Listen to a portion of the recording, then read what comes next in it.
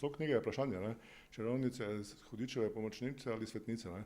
Mislim, zakaj? Zato, ker ljudje 17. stoletja, 16., 17., 18. Ne, so živeli v skladu z vero. Ne? In se pravi, umreti v laži je pomenilo izgubiti dušo. Ne? In se pravi, ženske, ki so jih obtožili sodelovanja s hudičem, ne, čeprav so one verjele tudi čarovnice, ne, so vedele, da je to laž. Ne?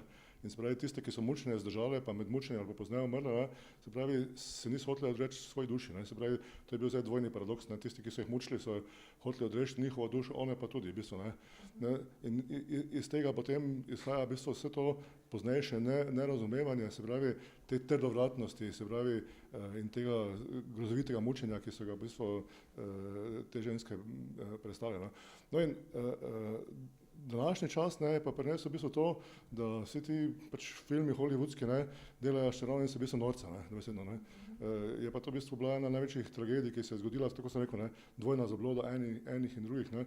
No in prav z to resolucijo, ne, ki moram reči, kopiramo v bistvu po resoluciji v Salemu v ZDA, ne, mislim v Connecticutu. Oni so gotovili, da sodno teh procesov ni možno razglaviti, ker sodni red je drugačen, kot je bil takrat. Ne. To je v bistvu politična odločitev, ne, in zato tudi naš predlog gre na slovenski parlament in na Evropski parlament, se pravi, da bi v bistvu vse te ljudi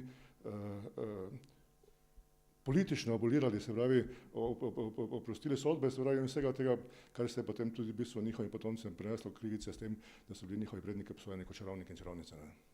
Upam pač, da bo slovenski parlament imel dovolj pameti pa zavesti, da bojo to storili pač eni izmed prvih na svetu. Ne.